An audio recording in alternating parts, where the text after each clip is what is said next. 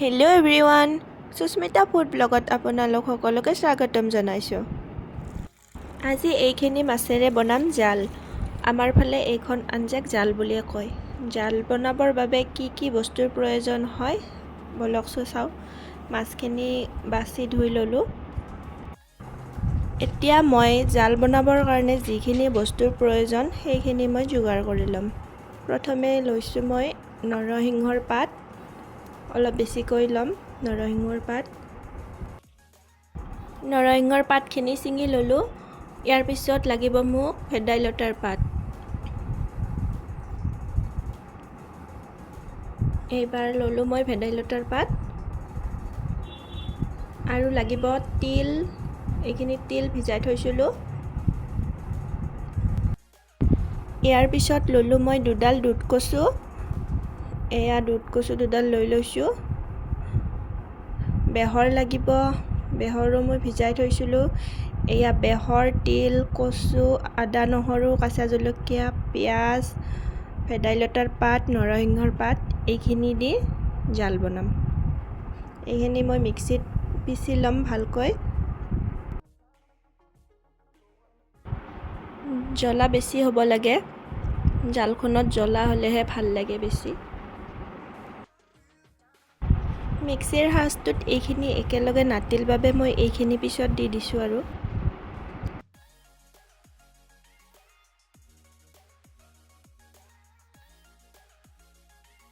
এইখিনি পিছা হৈ গ'ল। এতিয়া মই মাছখিনি ভাজি ল'ম।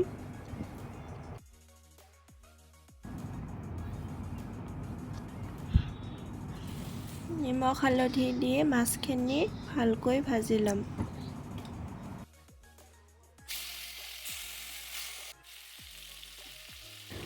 আজি মই ঔটেঙাও বনাইছোঁ ৰৌ মাছেৰে, কিন্তু আপোনালোকক দেখুওৱা নাই। মোৰ আগৰ ভিডিঅ'ত ঔটেঙা ৰেচিপি দিয়া আছে, সেইবাবে আপোনালোকক দেখুওৱা নাই। আজিও একেধৰণে বনাইছোঁ বাবে। গৰমৰ দিনত আমাক টেঙাৰ আঞ্জাখন লাগেয়ে। আমাৰ ঘৰৰ সকলোৱে টেঙাৰ আঞ্জাখন ভাল পায় আৰু গৰমৰ দিনত প্ৰায় আমাৰ ঘৰত টেঙাৰ আঞ্জাই থাকে। মাছ কেইপিচ ভজা হৈ গ'ল। এতিয়া মই মাছ কেইপিচ নমাই দিছোঁ আৰু এই মাছ ভজা তেলখিনিতে মই আঞ্জাখন বনাম।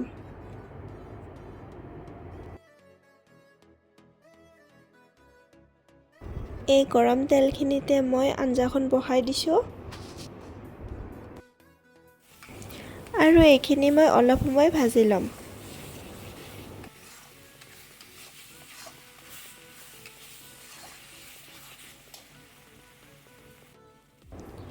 এইখিনি অলপ সময় ভজাৰ পিছত ইয়াত নিমখ হালধি দিম। নিমখ হালধি দি আৰু অলপ সময় ভাজি ল'ম।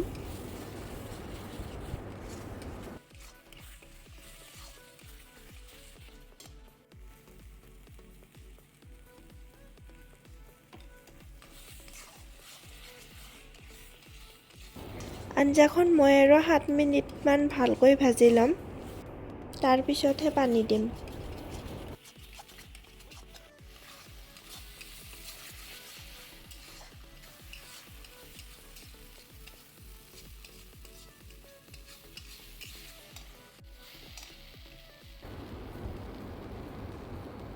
এয়া মিক্সিৰ ৰাচটোত অলপ লাগি আছিল, তাতে পানী দি দিলোঁ।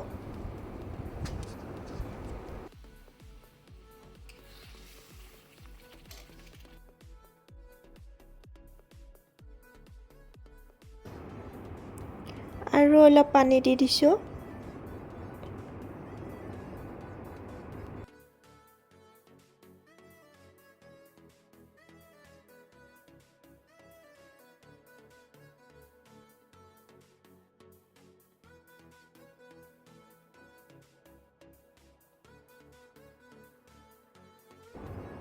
আঞ্জাখন উতলি আছে, ইয়াতে মই মাছ কেইপিচ দি দিছোঁ।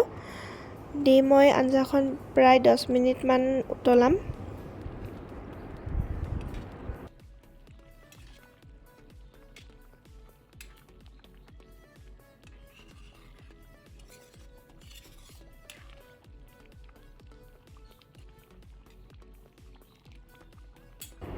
এয়া মোৰ জাল হৈ গ'ল। আমাৰ ফালে এনেকৈ বনালে আমি জাল বুলিয়ে কওঁ। আৰু জাল বেলেগ বেলেগ ধৰণেও বনাব পাৰি। এইখনকো জাল বুলিয়ে কওঁ। এয়া হৈ গ'ল।